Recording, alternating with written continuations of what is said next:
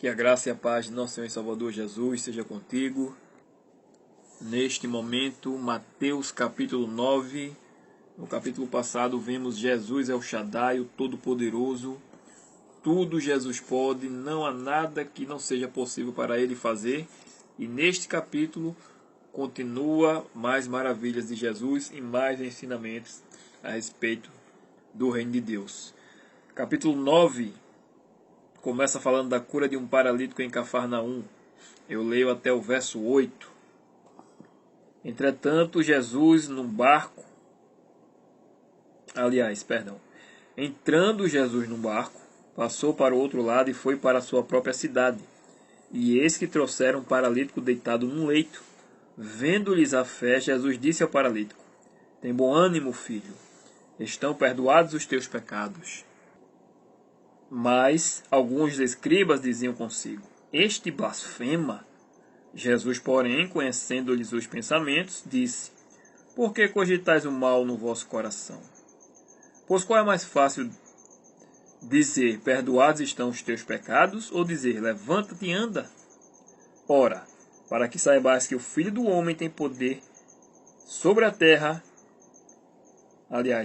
Para que saibais que o Filho do Homem tem sobre a terra autoridade para perdoar pecados, disse então ao paralítico: Levanta-te, toma o teu leite e vai para a tua casa.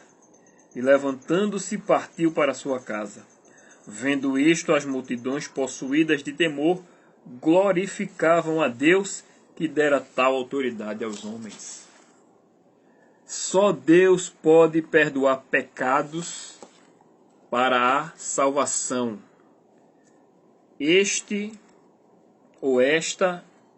era o questionamento, a crítica dos escribas, e por isso que ele disse que Jesus havia blasfemado. Só que Jesus, como Deus, ele não blasfemou. Diferentemente de certas religiões que ensinam que a igreja salva e que você tem que confessar seus pecados a um homem comum, um sacerdote, tido por essa religião como santo, na igreja católica, por exemplo. E este homem, ele tem o poder de lhe perdoar os pecados. O que nós perdoamos na palavra de Deus, e nos ensina no dia a dia, é perdoar as nossas ofensas uns aos outros. Mas o fato de sermos perdoados ou perdoar a ofensa um do outro não significa que temos o direito à salvação. Só temos o direito à salvação através do perdão de Deus. Um exemplo: eu cometi um mal contra alguém, eu chego naquela pessoa e peço perdão, aquela pessoa não quer me perdoar. Independentemente do perdão dela, por Deus eu já estou perdoado, porque eu me arrependi. Não importa se ela me perdoou ou não. Agora, do contrário, ela pode ser condenada. Por quê? Porque o Senhor Jesus diz em Mateus 9, na oração do Pai Nosso, que se não perdoarmos as ofensas dos outros, também nós não poderemos ser perdoados. Então, o homem comum, ele não tem poder de perdoar para a salvação. Se alguém me ofende, eu dou perdão, mesmo que aquela pessoa não me peça perdão, ou ela me pedindo perdão, isso não garante àquela pessoa a salvação.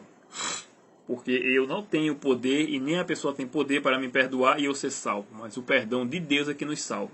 Então esta era a acusação contra Jesus, e por isso que também você não deve confessar seus pecados a nenhum outro ser humano. Se você pecou contra Deus, é a Deus que você tem que confessar os pecados. Se você ofendeu alguém, você tem que pedir perdão a Deus e também pedir perdão àquela pessoa. Mas os pecados que você comete contra Deus, você tem que pedir perdão a Deus e não a um ser humano comum. Vamos supor, por exemplo, o pecado da masturbação. Você pecou contra Deus, você não vai pedir, você não vai chegar num padre, num pastor e confessar: pastor, fiz isso e aquilo. E o padre vai dizer: reze tantos Pai Nossos. Não existe. Você tem que confessar a Deus o seu pecado. Verso 9 ao 13. Mateus capítulo 9. Partindo Jesus dali, viu um homem chamado Mateus sentado na coletoria e disse-lhe: Segue-me. Ele se levantou e o seguiu. E sucedeu que, estando ele em casa, à mesa, muitos publicanos e pecadores vieram e tomaram lugares com Jesus e seus discípulos. Ora, vendo isto, os fariseus perguntavam aos discípulos: porque come o vosso mestre com os publicanos e pecadores? Mas Jesus, ouvindo, disse: os sãos não precisam de médico, e sim os doentes. Ide, porém, e aprendi o que significa: misericórdia quero e não holocaustos, pois não vim chamar justos, e sim pecadores ao arrependimento. As pessoas iam até Jesus e ele não as desprezava. Ele comia com publicanos e pecadores para a salvação deles e não para condená-las. Você que vai até Jesus pode ter certeza que o perdão é garantido. Agora você não pode continuar andando em caminhos tortuosos porque você foi perdoado. É como ele disse à mulher adúltera: vá e não peques mais. Jesus comia com os pecadores. É importante dizer também que ele não pecava com os pecadores, né? Ele estava ali para ensinar, para oferecer o perdão e ensinar do reino de Deus. Muito diferente do que o falso evangelho que é ensinado hoje em algumas denominações. Verso 14 ao 17. Vieram depois os discípulos de João e lhe perguntaram: por que jejuamos nós e os fariseus muitas vezes e teus discípulos não jejuam? Respondeu-lhe Jesus: podem acaso estar tristes os convidados para o casamento, enquanto o noivo está com eles? Dias virão, contudo, em que lhes será tirado o noivo, e nesses dias hão de jejuar. Ninguém põe remendo de pano novo em veste velha, porque o remendo tira parte da veste e fica maior a rotura. Nem se põe vinho novo em odres velhos. Do contrário, rompem-se os odres e derrama-se o vinho, e os odres se perdem. Mas põe-se vinho novo em odres novos, e ambos se conservam. Aleluia. Nós julgamos muitas vezes por aquilo que vemos. Eles não viam os discípulos de Jesus jejuando, por isso a acusação. Mas Cristo não entrou em contenda para defender seus discípulos e simplesmente, usando a linguagem do próprio João Batista, fez com que esses discípulos lembrassem sobre a quem o seu mestre pregava, e ainda mostrando de que pessoas como os fariseus não estão dispostas a se desprender de suas tradições errôneas por se julgar não necessitarem de arrependimento. Por isso ele conta a parábola do vinho e do remendo. Versos 18 ao 31. Enquanto estas coisas lhes dizia, eis que um chefe, aproximando-se, o adorou e disse: minha filha faleceu agora mesmo, mas vem, impõe a mão sobre ela e viverá. E Jesus, levantando-se, o seguia, e também os seus discípulos. E eis que uma mulher que durante 12 anos vinha padecendo de uma hemorragia, veio por trás dele e lhe tocou na orla da veste. Porque dizia consigo mesma: se eu apenas lhe tocar a veste, ficarei curada.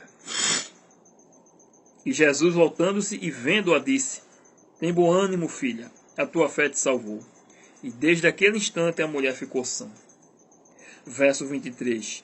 Tendo Jesus chegado à casa do chefe, vendo os tocadores de flauta e o povo em alvoroço, disse: retirai-vos, porque não está morta a menina, mas dorme. E riam-se dele. Mas afastado o povo, entrou Jesus, tomou a menina pela mão, e ela se levantou. E a fama deste acontecimento correu por toda aquela terra. Verso 27. Partindo Jesus dali, seguiram-no 2 cegos, clamando: tem compaixão de nós, filho de Davi. Tendo ele entrado em casa, aproximaram-se os cegos, e Jesus lhes perguntou: credes que eu posso fazer isso? Responderam-lhe: sim, Senhor. Então lhes tocou os olhos, dizendo: faça-se-vos conforme a vossa fé. E abriram-se-lhe os olhos. Jesus, porém, os advertiu severamente, dizendo: acautelai-vos de que ninguém o saiba. Saindo eles, porém, divulgaram-lhe a fama por toda aquela terra. Mais milagres maravilhosos de Jesus. Até morto foi ressuscitado, no caso a filha de Jairo. E enquanto a mulher do fluxo de sangue já havia sido desenganada pela medicina da época, ela teve fé de que aquele homem era o Filho de Deus, e sendo assim poderia curá-la como aconteceu. Aleluia. E Jesus fez questão de deixar isso claro a todos que ali o cercavam, aos discípulos, à própria mulher e a Jairo, que tinha pressa em socorrer sua filhinha, para que não morresse. Versos 32 ao 34. Ao retirarem-se eles, foi-lhe trazido um mudo endemoniado, e expelido o demônio, falou mudo. E as multidões se admiravam, dizendo: jamais se viu tal coisa em Israel.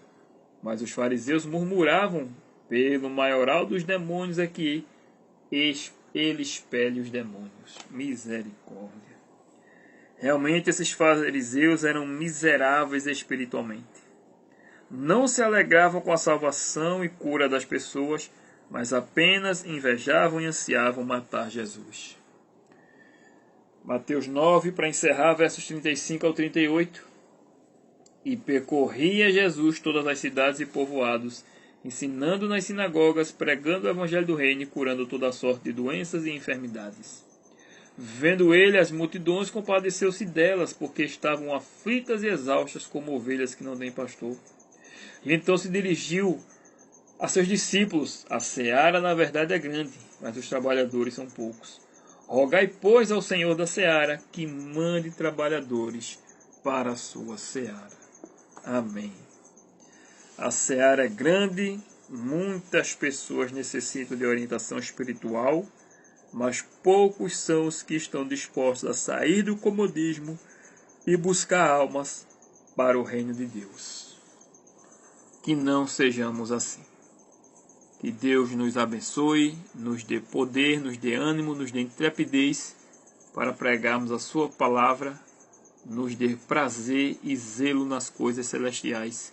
Em nome de Jesus, e até o próximo vídeo nesta playlist do Evangelho de Mateus, que será o capítulo 10, quando Jesus escolhe ali algum dos temas, os seus discípulos. Curta, compartilhe, se você não é inscrito no canal, se inscreva e também me acompanhe em outras redes sociais como o Kawaii, o TikTok, o Facebook e também o Instagram. Que Deus seja louvado, ajude-me nesse ministério, curtindo, compartilhando e se inscrevendo. Que Deus te abençoe em nome de Jesus. Amém.